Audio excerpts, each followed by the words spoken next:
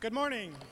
My name is Craig Tickle. I'm with Compass Consulting, and it's my pleasure to introduce to you the speaker for this particular session, Dr. Michael Tveite. Mike's been an independent consultant since 1986, and he works with his clients to help them understand and apply Dr. Deming's system of profound knowledge to their industry. And he's worked with a variety of industries across that period of time. Mike received his PhD from Iowa State and has been very actively involved in assisting Dr. Deming in putting on 4-day sessions and 4-day seminars since that 1986 time frame. You know, we're real fortunate in having a group of people in our industry who I would classify as continual learners, that they have learned this style from Dr. Deming. And the nice thing about these continual learners is that their willingness to share the knowledge that they have gained, and certainly Mike Tveite fits into that category. He's a real friend of OQPF. He has presented at 6 different Deming conferences, and I think that ties him with the most presentations, or the most opportunities, or most times at the OQPF conference with Peter Schultes. But Mike will tell you that he's also claims the record of having the most presentations during that period of time. Mike's constantly on call from OQPF and responds to that call whenever he's asked. He presents seminars for us during the year, and his participation in this conference of showing 3 different sessions shows the value and the willingness that Mike has to contribute to the efforts that we have here at OQPF. Today, Mike's talk is going to be the Deming philosophy, new ways to think about the world, and the discussion is ways to think and the results that are a natural result of internalizing this system of profound knowledge. Mike does plan to have opportunity for you to ask questions at the end. Ladies and gentlemen, if you will help in welcoming Dr. Michael Tveite.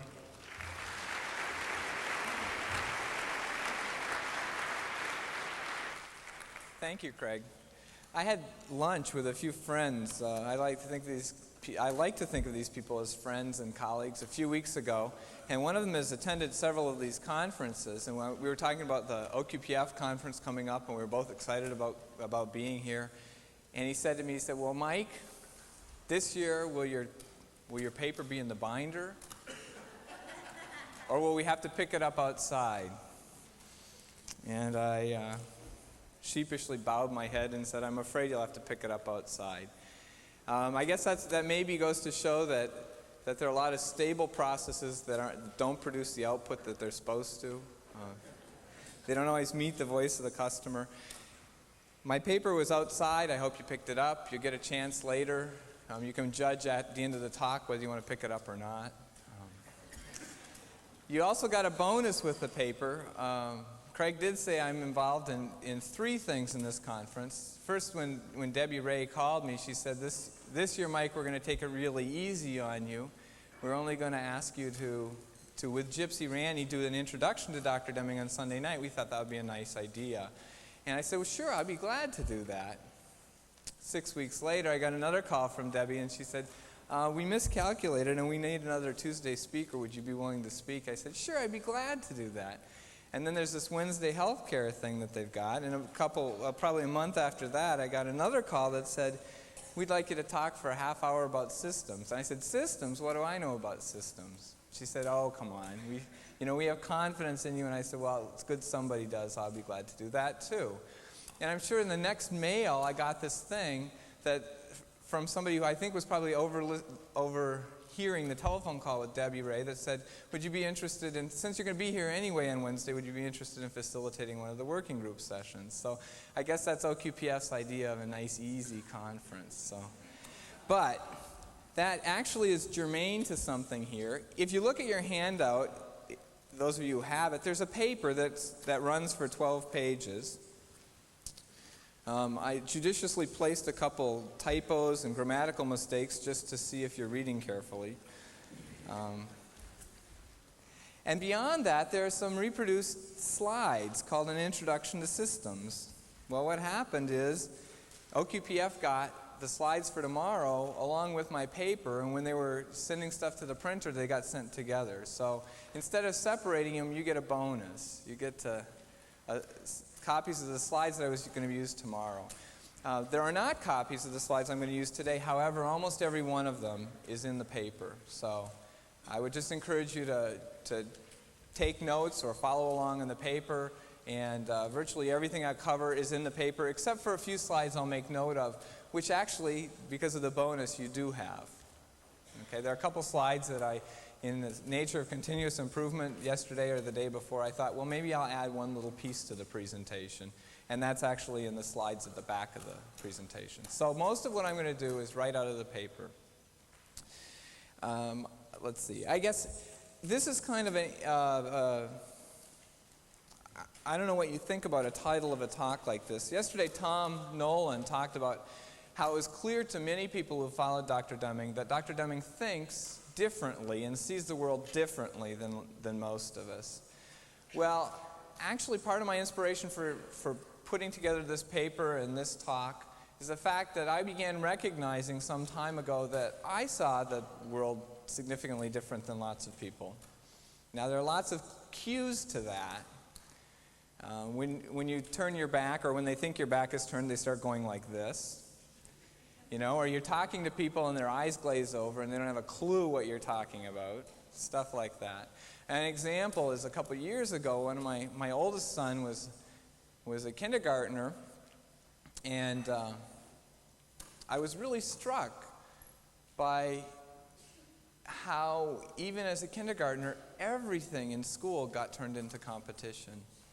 The PTA, it's actually called the PTSA in my school. The S stands for students. They're not involved, of course, except in the fundraisers. But they were doing a fundraiser, and as a fundraiser, they sell magazines, and they get a percentage back. And to sell more magazines, they turn it into a contest. They have daily prizes for the person who turns in the most sales in a single day.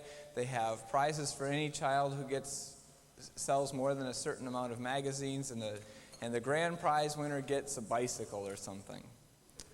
And I was talking to my neighbor about how it distressed me that everything, even a fundraiser for the good of the parent-teacher organization, was turned into competition. I said, you know, wouldn't it be kind of neat if we said to the kids, this is why we're trying to raise money, and it's to help supplement what's going on in the school, and maybe give the kids, heaven forbid, but give the kids some say in how a portion of the money in the PTA is spent? Wouldn't that be interesting and different? And by the time I got to that, it was like, she was lost. She didn't have a clue what I was talking about. She was just, it wasn't that she disagreed with me. I do okay with disagreement, but she just didn't have a clue what I was talking about. It was clear to me at that point that I saw the world significantly differently than this neighbor. Okay, so that's sort of been rolling around in my head for a long time. Another thing that caused me to come up with this talk is there have been lots of articles in the last year about why quality is failing. Anybody here not see an article like that in the last year? If you haven't, turn to your neighbor, and I'm sure they could give you several good references. I mean, there's the Wall Street Journal, the local papers, just about any professional journal you want to pick up, they'll talk about why quality is failing. Quality is passé these days. The OQPF conference is probably a rare exception. There have been dismal attendance at quality conferences all over the country in the last year or two. Last year they blamed it on the economy. I'm not sure that the same reason works this year. But I think that there are a lot of people that are moving on to the next thing because quality just didn't work in their organization. And I think a lot of the articles about why quality doesn't work really hit on a lot of the key issues. They talk about people aren't committed, whatever in the world that means. They're not making really substantial changes. They're just sort of, to use Barbara Lawton's phrase, rearranging deck chairs, stuff like that. So those things all kind of inspired me to think about this. In fact, I was at the presentation by Scott Brickman just before this. I apologize to the other two presenters, but I can only be in one place at a time. And Scott said something about the methods. They had some consultants come in to the Brickman group early on and said the methods that they were being taught, Pareto diagrams, cause and effect, you could list them better than I, were going to be the salvation. It took a while for the people of the Brickman group to begin understanding the difference between first-order change and second-order change, and that there had to be more than just first-order change going on. So that was an awareness they came to that's really related to this topic as well. So let's get on with it. My intent today is, after this brief introduction, to talk a little bit about a theory of behavior. Maybe I'm probably, with respect to psychology, you could well categorize me as a hack. I think the only thing that might save me is if I knew my limits. If you know your limits, if you know what you don't know, you're not a hack, by Dr. Deming's terminology. But I'm going to talk a little bit about a perceived theory of behavior, a relationship that actually is very similar to what Barbara Lawton talked about yesterday. Then we're going to talk very briefly about an introduction to Deming's management philosophy, a system of profound knowledge. You're probably getting sick of having people talk to you about a system of profound knowledge, but I'll talk about that just a little bit. And then we're going to talk about some alternative views of the world with respect to a bunch of things, with respect to organizations, with respect to, actually where the little thing I added is ideas about improvement or change or understanding. I'll put it in there, I think. We'll talk briefly about alternative views of the world with regard to variation, with regard to what knowledge and prediction are all about, with regard to cause and effect, with regard to competition. Maybe this is better termed relationships between and among people, teams, organizations, and so on. Competition is it's a more biased term. And then motivation, and I'm not going to really say anything about that because it was all said yesterday afternoon. And then there's going to be a brief summary at the end. So that's the roadmap for the next, 50 minutes or so. This theory of behavior that I've come up with, as I've observed a lot of people, and I've observed the failure, the inability of people and organizations to change behavior, me included, as witnessed by the fact that the paper wasn't in the binder when you checked in, but you had to pick it up later. I'm working on it. As somebody who's a consultant in quality management or in the Deming philosophy, the hardest thing is to not be a hypocrite. And if any of you work with a consultant, you should challenge that consultant about what they're doing to implement and integrate this philosophy into their own lives and their own work. But I'm working at it. It's just not easy. I've been successful at some behavior changes, maybe not that one, not yet. But I believe that behavior is, as I observe, a lot of behavior is driven, I think, by systems and structures and policies and procedures. And if we turn it the other way, this is maybe kind of like Barbara's iceberg. But I think that maybe deeper and more fundamental is the issue of what fundamental assumptions do people bring to the work that they're doing, to the policies and procedures. The architects of the systems and structures and policies and procedures, the assumptions that they approach the world with, their basic worldview, form the way they came up with the systems and structures and policies and procedures, which then drive behavior. And a question I would ask any organization is, if you have an aim or purpose, are the behaviors moving you towards that aim or purpose or mission or vision or direction or whatever you want to call that thing? And that's a question I would ask you. But a key piece is where the behavior is coming from and things like that. Now, the reason I believe that's important is because there are lots of issues here. I think one of the issues that's important is these assumptions are often not conscious. They're just programmed into us. These assumptions are just sort of a part of the way we've become as individuals or organizations. So we're not even aware of them always. In fact, sometimes the people who had the assumptions are dead. But our organization is left with the structures and systems and policies and procedures they put in place. An example might be, for example, take the public education system. Some people might say, take it, please. But take it as an example. What were the assumptions? What was the aim of that structure when it was put in place? The best I can understand, it was put in place to maintain status quo, to teach people about the current existing culture and prepare them to function in that current existing culture. I think it's done that pretty well. But maybe we need to have a different aim for education in this day and age. So maybe we need to, we'll have to reframe or draw different boundaries around the way we view education, as an example. So this is just, and I'm not intending this to be, where do we work to affect improvement? Because I don't know an awful lot about the psychology of change, but I know enough to know that there have been arguments that I don't want to get in the middle of about do you attempt to change behavior in order to impact assumptions? Do you change the behaviors first in order to impact the assumptions? Or do you go back and try to impact the assumptions and the way we think to impact behavior? The way I've drawn that is I've tried to use a la Peter Senge, the sort of a causal loop diagram that says, look, at some point we have assumptions that directly or indirectly drive behaviors. Individual and sort of corporate behaviors or group behaviors. There are results of those behaviors which then feed back to the assumptions. It's not a linear cause and effect thing here. It started one place maybe, but it goes around and impacts one place are felt everywhere in the loop. So if you're trying to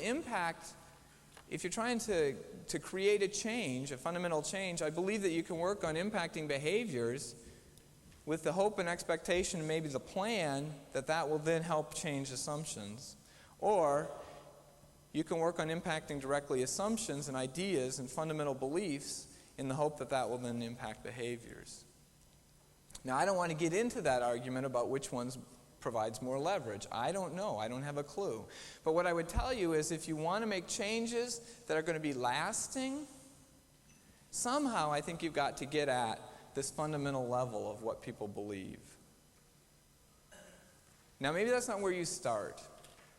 But I think if you don't impact that, the way people sort of view the world and what their fundamental beliefs are, you're not going to affect long-term the changes you want to affect.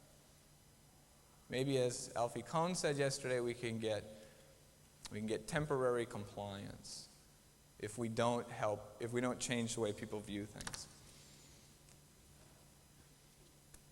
Okay? So, let's move on to the next piece, which is really to say, let's talk very briefly about Introduction to Deming's Management Philosophy. And those of you who heard me talk will probably say this could be hours in itself. My aim is to do this in maybe 5 minutes. Oh, I gave myself 7. So, Dr. Deming has had lots of different things he's taught over the years. Most of us are probably familiar with the 14 points, which he developed in the 70s and taught throughout the 80s. But I have a belief that we really need to focus on a system of profound knowledge. When I first met Dr. Deming in 1986, I said, this is great stuff. But there were a couple pieces I didn't understand. And I had no clue where to go to understand them. I mean, if you didn't understand what adopt a new philosophy meant, how did you learn? Well, you go back to Deming maybe, because it's his statement. Well, that's sometimes a problem, because if you didn't understand it when he said it the first time, what are you going to have him do? Say it slower and louder? Because that's our reaction. If people don't understand us, we say it more slowly, more clearly, more loudly. Right? We often don't have fundamentally different ways of presenting it. If you didn't understand what he meant by some other point, where did you go? If you went anywhere but Deming, you were in danger of missing what he really was trying to communicate. So as I observed this, I began saying, wait a minute, these 14 points to me don't sound like a management philosophy. And one of the things I started thinking is maybe they're manifestations of a philosophy instead of the philosophy itself. And I talked to Dr. Deming about this some, and that's part of why I was so excited when he started coming up with a system of profound knowledge. Because to me, this is something that is maybe more fundamental. It's more that we can use on our own. If you don't understand something about appreciation for a system, I've learned a lot about systems from Dr. Deming, but I've learned a lot about systems from Peter Senge. I've learned a lot about systems from Russell Ackoff. I've learned a lot about systems from a lot of people other than Dr. Deming who are expert in that field. If we don't understand something about variation, we don't have to just rely on Dr. Deming. We can go to his source. We can go to Schuart. If we don't understand something about theory of knowledge from Dr. Deming, we can try to go to C.I. Lewis. Well, we can go there.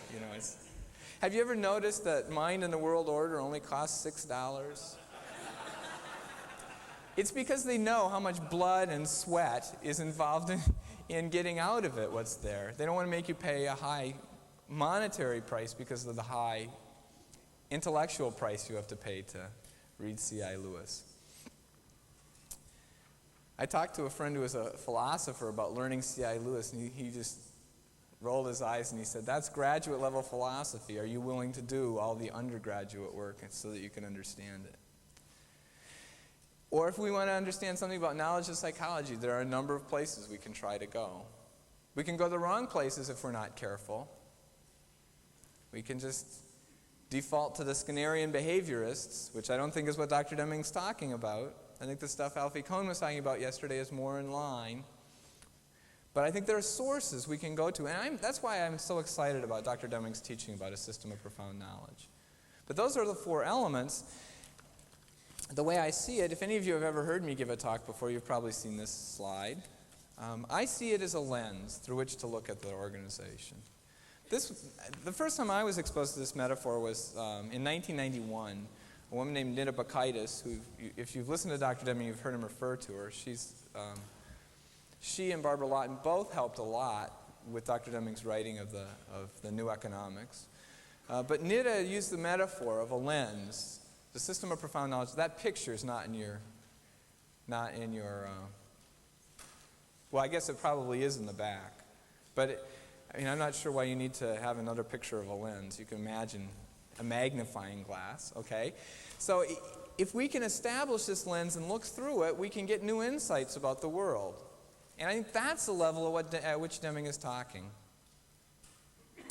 And so there's sort of two pieces. And I usually find myself talking about, we can talk a lot about what this lens is, and that's talking about a system of profound knowledge. The other thing we can talk about, and it's my aim today, is to talk a little bit more about the landscape down here. And maybe let's take some issues that we might see kind of through our eyes today, or that are generally seen in corporate America through their eyes today, and then the kind of things that we might see differently if we look through this lens of a system of profound knowledge. So what I'm going to talk about now is not so much the lens, but rather more the landscape and what you actually might see through the lens. That's my aim today. Okay? So with that, let's go on and start talking about these alternative views of the world with respect to. The first one I'll share with you is organizations. Now I have this nice, this versus that. It's not necessarily a competition. I'm not trying necessarily to say the one on the left is wrong and the one on the right is correct.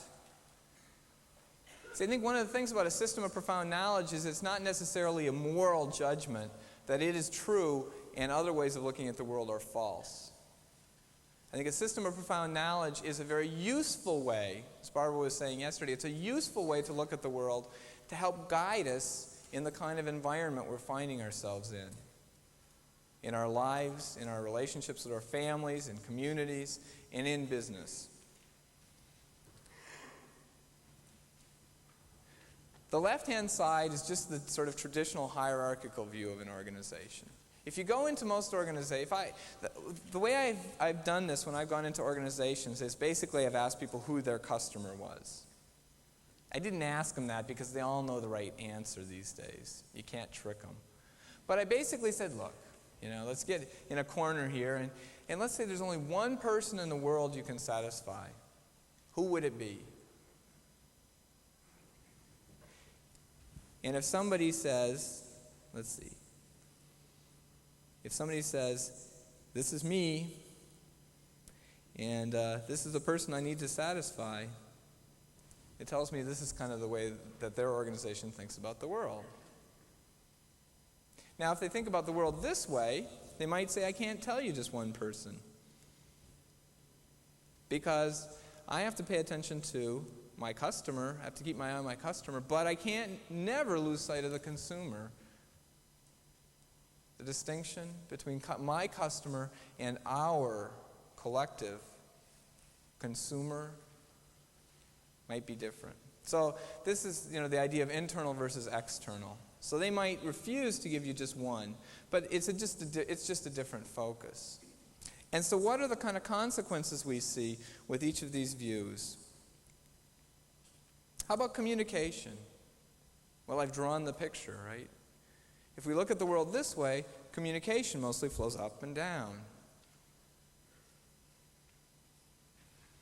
If we look at the organization this way, it often flows back and forth, along with the work. It flows forward with the work, it flows back as feedback. The emphasis isn't on up and down. Here there's some presumptions. If you think about the world this way, and I'm not saying you should reorganize. You get it? I know lots of organizations that try to reorganize this way, and all they do is they end up with one of these that looks different. Yeah, kind of like this, I'm not saying reorganize. I'm saying, how do you think about your organization? See, this has some use in terms of how do we understand the relationships of groups of people in terms of some kind of maybe there isn't a need for a hierarchy at all. But in most places I've seen, there needs to be some kind of groupings of people in smaller segments than 10,000 or 100,000 or even 1,000 or even 100. You may have to have some way of helping group people. And an organization chart it describes that, but it doesn't describe the work. So what is assumed here? Well, if we're going to say, now where do we want to go as a company? See, maybe we have some corporate vision here or targets that we want to achieve as an organization.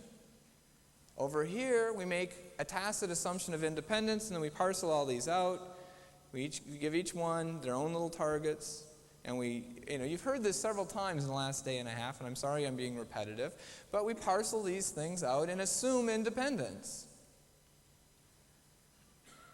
Over here, if we say there's an organizational aim, the idea is to focus everybody on that organizational aim. And you don't necessarily parcel that aim into small bits and pieces, recognizing interdependence and interaction of the parts of the organization. Job descriptions. Job descriptions over here are all about what? What are your responsibilities? What is it you should be doing? Over here, if you hear very much the phrase, this is one of my least favorite phrases, 3 awful words, need to know. If you hear that in your organization more than once in a blue moon, I don't know what that means, but more than very rarely, you probably are living in this kind of an organization. The focus here is on what?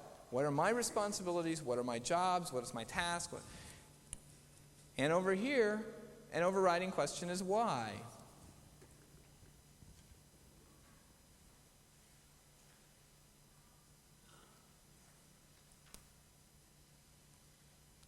My son in kindergarten got in trouble for asking why too much. It was clear to me what the schools that my kids were going to go to were like, how they viewed themselves. Why is a question that causes this person to be a nuisance. We can't have nuisances in education. One of the most fundamental things that I would ask is here, and this has been referred to before. Where are the customers?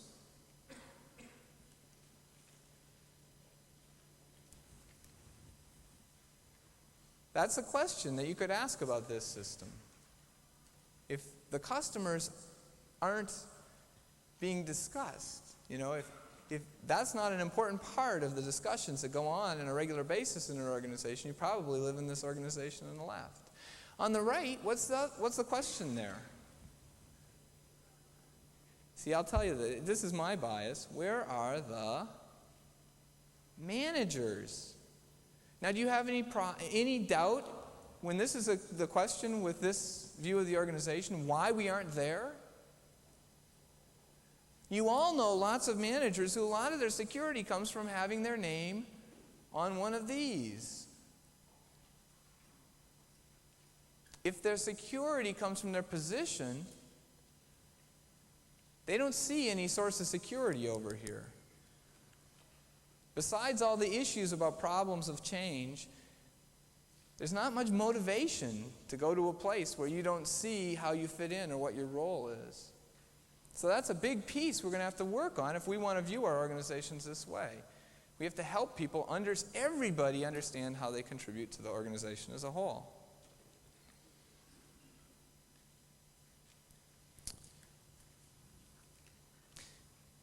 Any challenges that you want to shout out?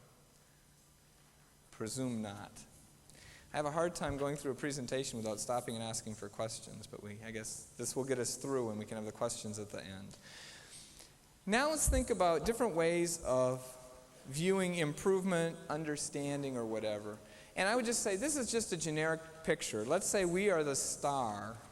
Well, maybe that's figurative or literal, I don't know. But, maybe we are this box that has a star in it. I did put it to denote it, not to imply that it's excellent. Yeah, that's one of the slides that you'll find in the back if you look for it. But it looks surprisingly like this, if you find it.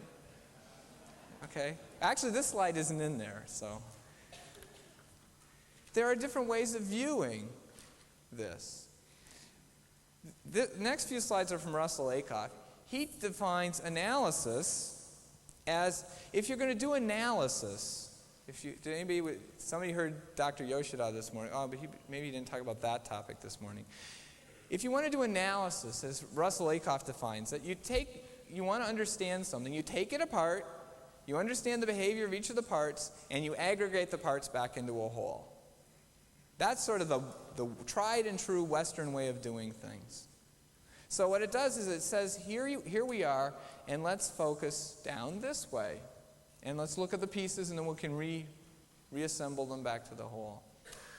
I have a friend who's been involved in the whole language teaching program in California since its inception. When she's trying to teach people about whole language reading, I don't know if you remember, but when we learned about all the letters, we learned about all the building blocks of words, and then we built words, and then we built sentences, and we worked from the bottom up, the analytical approach. Her analogy when she's trying to teach people about whole language reading is she brings in a disassembled toaster. And she says, this is a shell for a toaster. This is a heating element. This is the switch. This is this. This is that. Here's the plug. And she pushes all the pieces at the people and says, now we're going to have some group work. I want you now to reproduce a toaster for me. Her premise with whole language reading is that you begin by understanding the toaster before you understand any of its parts. So if analysis is taking something and breaking it into its parts. If you want to do synthesis, which is maybe a more systemic way of thinking, you take what you're interested in as a part of the larger whole. Here it is, up here. You understand the behavior of the larger whole, and then these are his words, disaggregate the larger whole and understand the function of the part in the larger whole. Now, if we think about systems thinking and theory of knowledge, and maybe even psychology and variation, they might all contribute to having this kind of a view, not to the exclusion of the other view, but currently we almost do the other way to the exclusion of this. So one of the comments Akoff makes is he would say, let's design the system as a whole and derive the properties of the parts, instead of, let's design the parts and determine what properties the whole has then.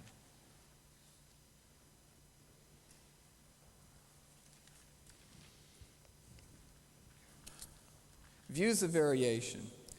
As much as it pains me to do this, I'm going to cover this quickly. You were told I have a PhD in statistics, so I can go on forever about this. Well, maybe you'll come away with the conclusion that I can go on forever about anything.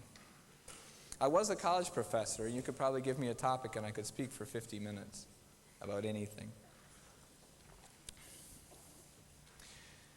There are sort of two views, and one might be that we might judge good versus bad. And I don't think I drew that picture, but I think the picture's, maybe it's not self-explanatory. We have some characteristic of interest, and we decide what good is, we decide what bad is, and we categorize it that way. Now, often, maybe I shouldn't have drawn a two-sided bad, right? Because usually in your situations, probably good is anything less than this.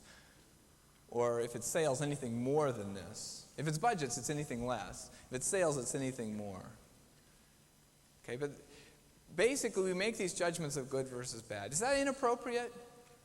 No, I think we have to understand how things are.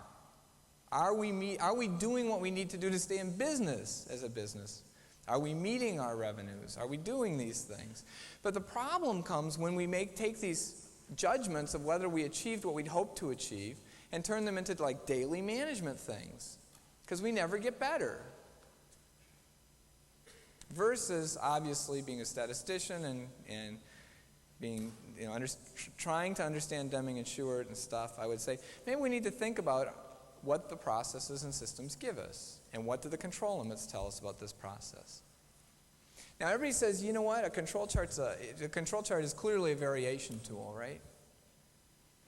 But see, I think a control chart is incredibly powerful as a systems tool. Because we talk about sub-optimizing systems, right? We talk about optimizing the parts instead of the whole. We think about that usually in space. We optimize this department at the expense of some other department. I think another kind of sub-optimization is we optimize for today at the expense of tomorrow or the next day or the next day. So the control chart lets us look over time at the system of production, if you will, over time. Now you probably want to look at a whole bunch of control charts if you're trying to look across the spatial part of the system. For example, if you want to look across the organization, you might want to look at control charts which represent a wide variety of things. But this at least is a systems tool in that it helps us not focus on individual outcomes so much and focus more on the system as a whole. Okay? This is really laid out well in the probably by now classic paper by Nolan and Provost in Quality Progress of May 1990.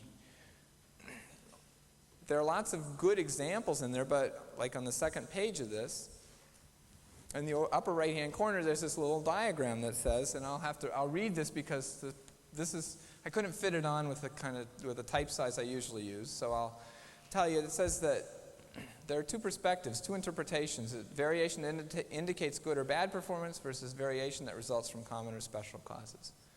The focus in this one is the outcomes of whatever process we have, products or services or whatever are the outcomes. Here, the focus is really on causes of variation inside the process. In terms of aim, what's the aim is to classify outcomes as acceptable or not. Now, if I'm your customer, it might be important for you to be classifying outcomes as acceptable or not before I get them. Now, there's all sorts of other issues involved there. About Taguchi loss and all this other stuff. But it might be appropriate for you to be determining whether what I'm going to get is acceptable or not before I get it.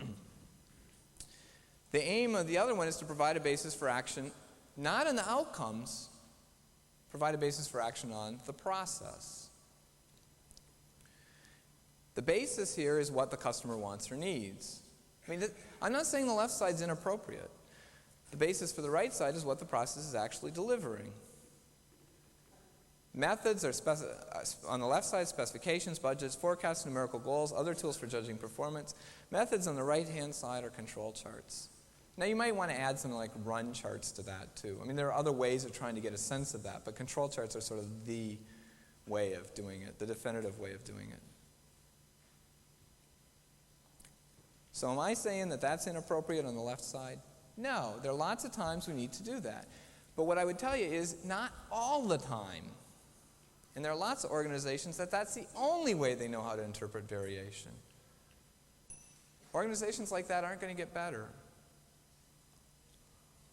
I have an example I want to share with you. I had the good fortune, I love going through plants. I don't know if any of you are like plant tour junkies, but I love seeing how things get made, and I love seeing stuff. Manufacturing plants and service organizations, stuff isn't as visible there, so it's not quite as fun. But I was in a manufacturing facility that some friends of mine worked in. It wasn't really, I won't pretend this was a client. It wasn't. I was just walking through the facility, and we saw in this one subassembly area on the wall there was an easel pad with some numbers, and they looked like this. Well, actually, it had more than numbers, right? Now, maybe some of you in the back can't see, but those little round things, those are smiley faces. There are 20 observations here. These are daily production numbers. Now, some of you might be about to tune out. I'd say stop. You're in service. You say, well, we don't produce anything. Somebody measures productivity in service a lot.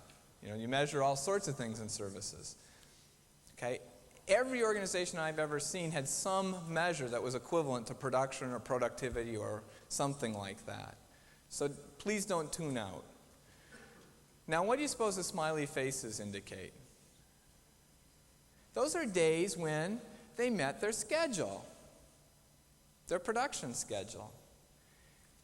And the smiley faces were intended, I would think, as attaboys for, or maybe attagirls too,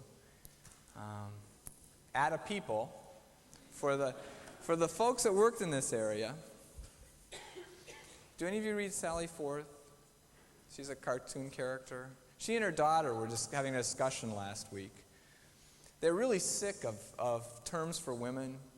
And it started where they were upset that there was no good term, no equivalent female term for guys. Gals just doesn't cut it, and there's no other. They went through, for about 3 days, they went through alternative terms, and then they looked at each other and they said, we're fed up. We're going to take guys. We're going to let the men be babes for a while. So, you can start calling all the men babes, okay? So, anyway, the people working in this area, the point was, you did a good job today. Way to go. You met the goal. Now, do you suppose they really needed to draw in, like, frowning faces on these other days? Or do you suppose the message is clear? The implication is, folks, you're in control of what's going on here. And when you make the goal, hey, that's good. When you miss the goal, let's not talk about it. That's the best news you can get if we don't talk about it. Well, I looked at these data a little differently. I said, okay, some of them disappointed somebody, and some of them made somebody happy. But let's look at it in a different way. Let's look at it this way. Don't look at the right-hand side. Don't look at the scale. They're not very big, so it's easy to not do that. What do you see when you look at these data? A pretty stable process. Now I have people that want to pick nits with me. They say, well, there was 1, 2, 3, 4, 5, 6 in a row below the center line. My rule says that's a special cause. Well, I think you should revise your rule. I don't think that's a very robust rule. So anyway, I would say this is, over the past 4 weeks, has illustrated a pretty good state of statistical control, right? I mean, anybody going to argue with that? All the data look like they might have come from the same process? Okay, let's agree on that. And so I showed this to the managers, and they looked at that, and they thought, that's not so bad. And then they looked at the right-hand side, and their eyes got big, and their mouths dropped open. If you can't see, the center line is 22,000. The upper control limit is 38,400. The lower control limit is 5,600. And by the way, their schedules are like 24/5, during this period of time.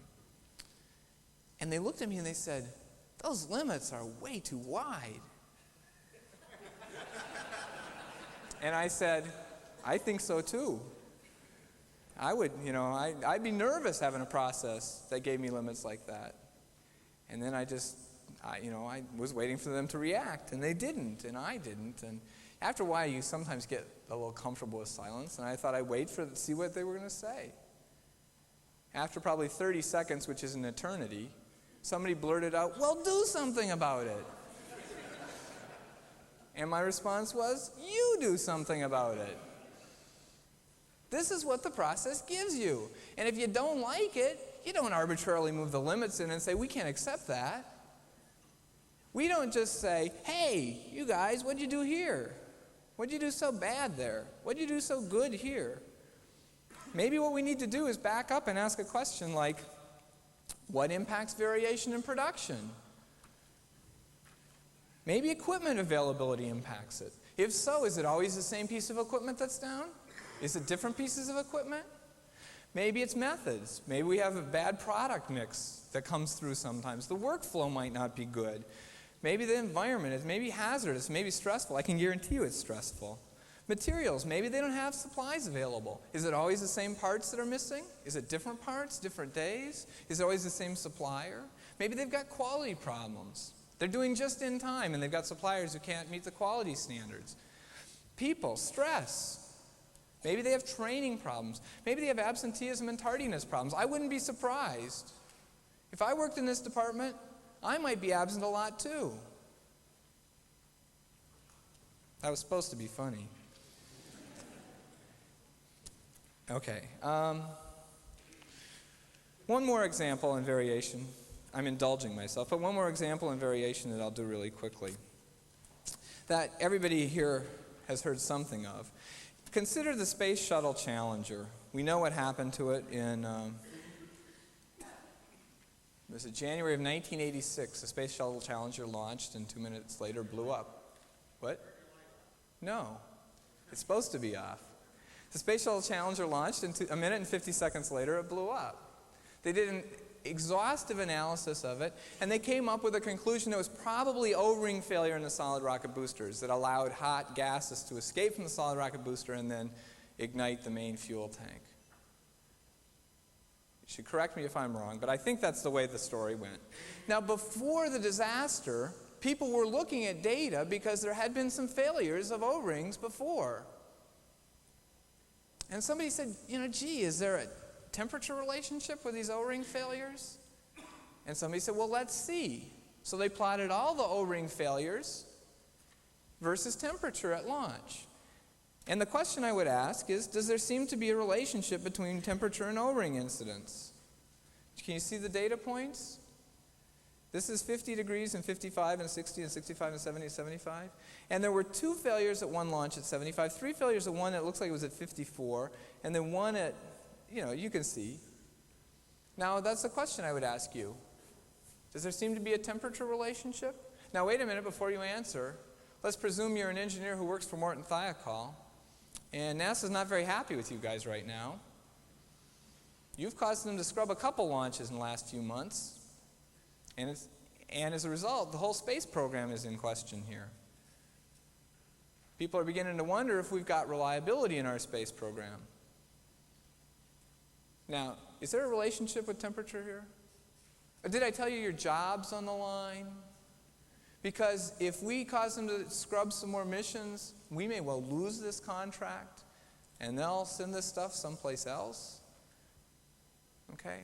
Now that all that's clear, is there a clear relationship here?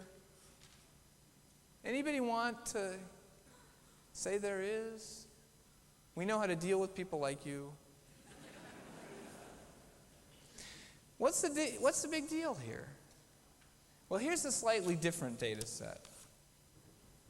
Here's a data set where some people chose later to plot failures versus temperature for all of the launches, not just the ones that were judged defective.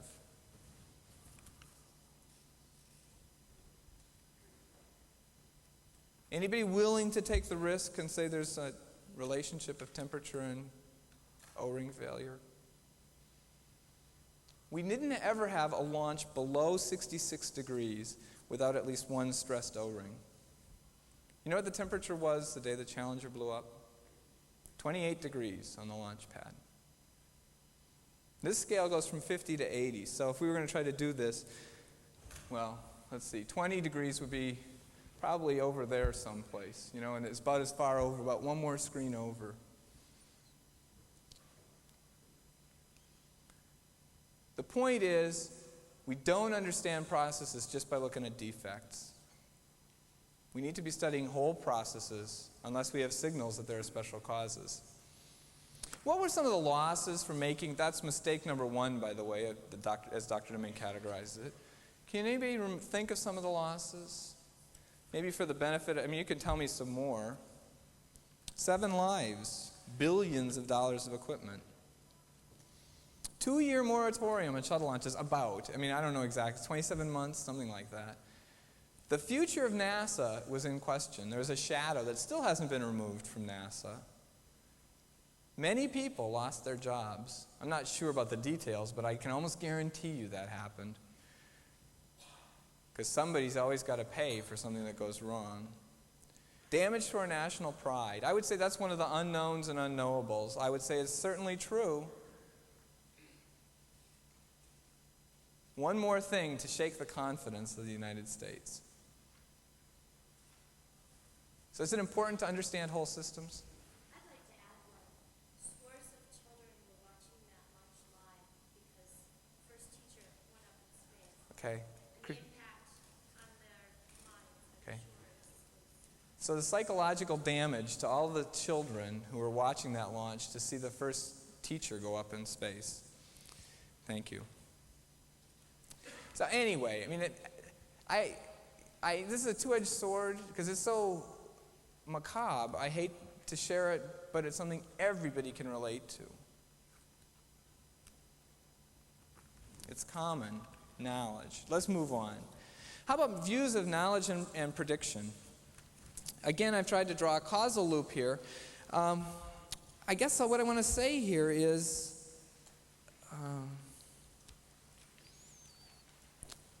experience. Some people like to learn from experience, and experience can be a teacher, but experience can also cause us to have a filter over what we can see. What we've learned over our lives prevents us from seeing things fundamentally different. I think Alfie Kohn gave a great example yesterday. It is so embedded in our experience, Skinnerian behaviorism is so embedded in our experience that when incentives don't work, instead of saying, what's wrong with incentives, we say, what's wrong with this incentive? I think that's an example. And it actually, this is another one of Sengi's examples, and this is supposed to be like a snowball rolling down the hill. Okay. I figured you'd have a hard time picking that out because it is August and it is 90 degrees out. So, all right.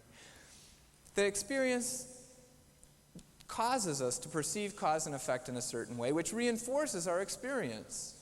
And sometimes we are unable to see departures from our experience and our perceptions. We explain them away as something else. Most of us aren't as insightful as Chanticleer. Many of us in business, if we've failed to crow and the sun came up anyway, we could explain it as something other than the fact that we don't cause the sun to come up. An example I know of is I was in a school one time. I was introduced as a Deming expert, which is absolutely one of my least favorite ways to be introduced. And this teacher said to me right away, he said, "Oh, good." He said, "We've got a problem with tardiness and absenteeism. What should we do?" And in my best consulting fashion, I said, "Well, you are the one who knows all about your school, so what have you tried?" I said, I was sort of thinking PDSA cycle, we can start anywhere and learn.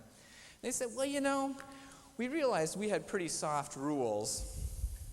So we beefed up our rules. We made them lots tougher."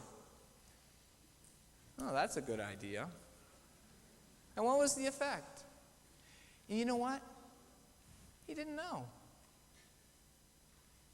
See, we do this PA cycle. We plan and we act. And then I think that we don't study the results because I think sometimes we're afraid of what we'd see. So we do this, let's do it without data, because and then we can't have any disconfirming evidence around.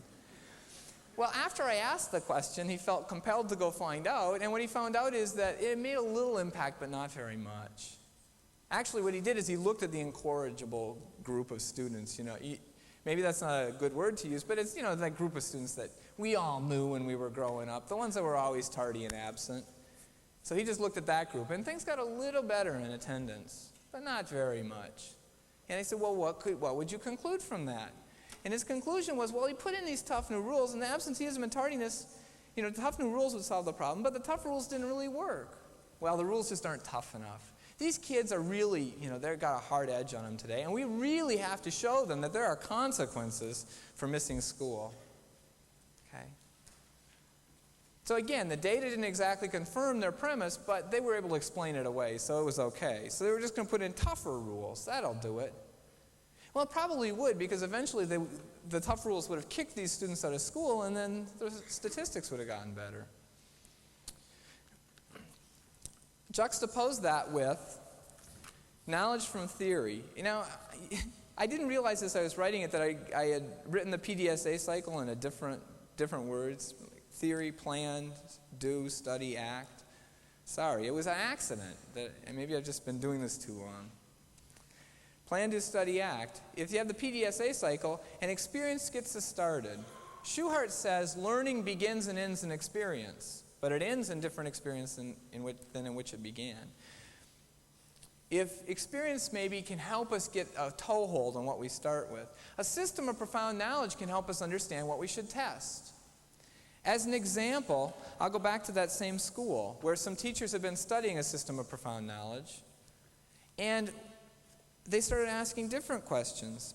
Along with trying to understand what impact the tough rules had on absenteeism and tardiness, well, let's see. They said, let's ask different questions. Let's say, what's the tardiness for the problem students? That went down a little.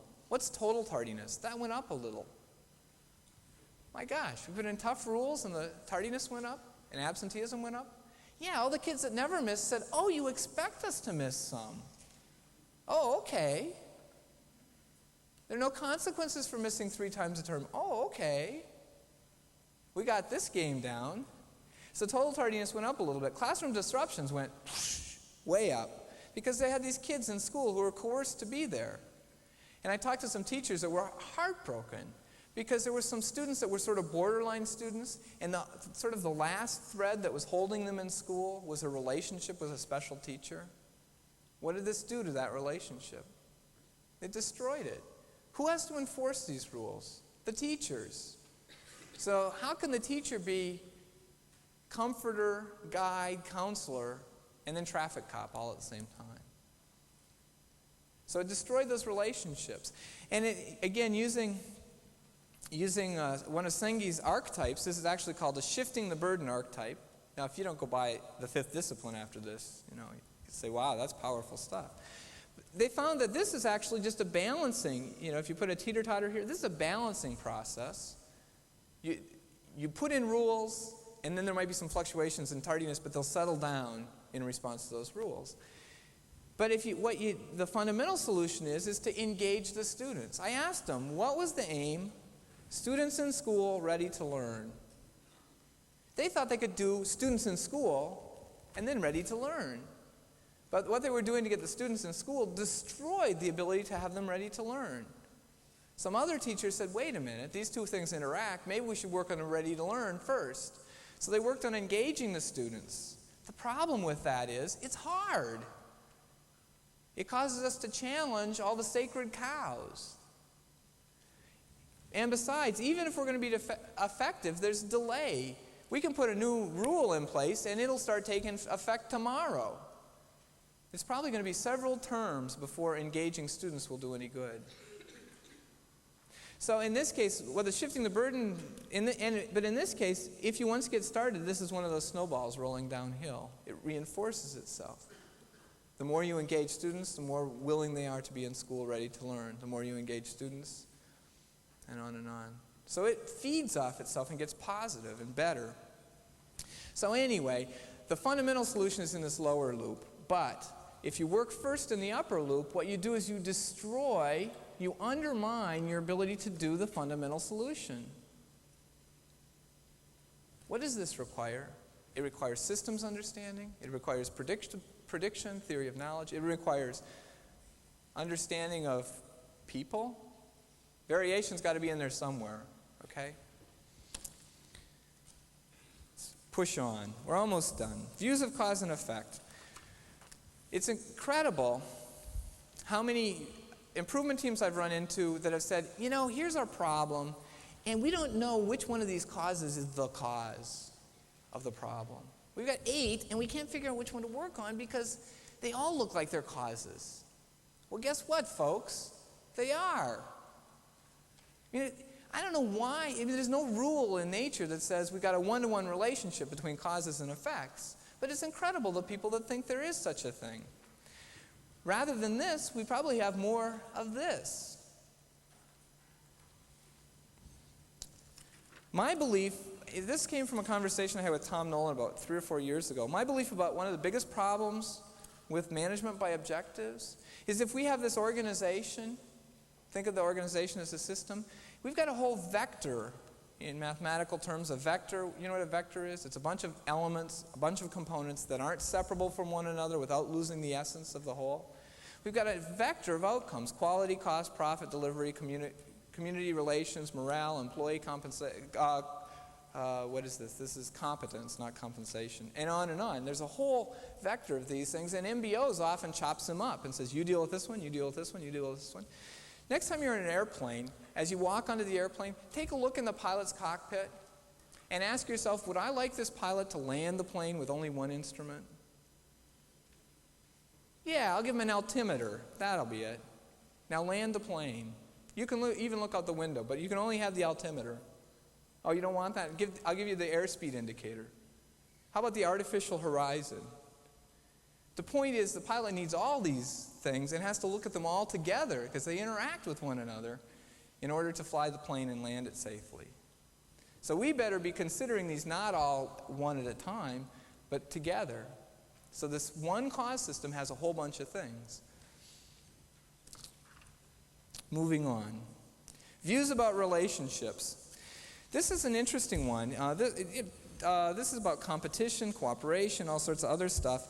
It really struck me that my 8-year-old, about 4 or 5 months ago, I noticed that when he'd sort of he doodled the same picture over and over again. And I asked him to describe it to me. And actually he came with me this weekend. He's gone. He went home now. But I asked him to draw this picture for me. And this is the picture he's been drawing. Now, maybe it's not clear to you what's going on here, but I hope that you have the sense to know that this is an airplane, and this is a guy, and this is a cannon, or maybe this is a babe here. I'm sorry, men, I didn't mean to offend you.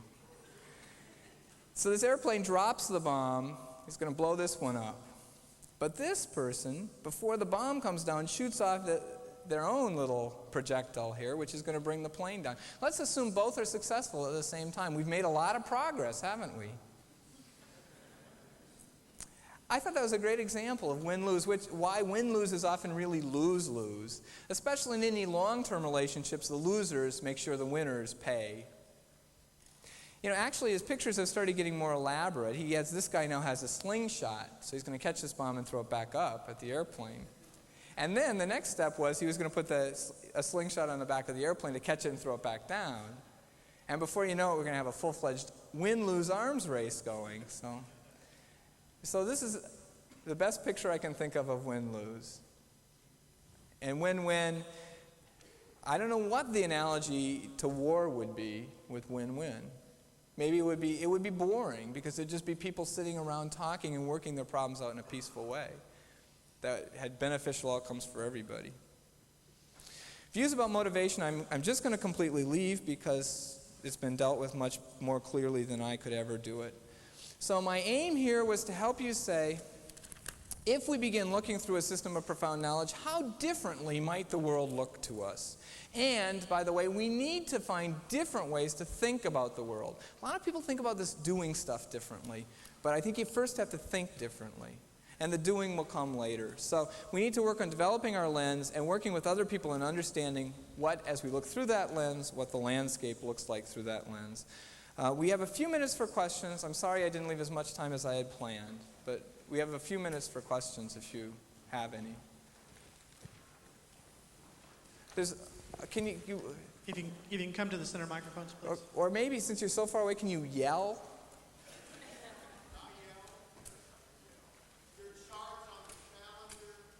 Yeah?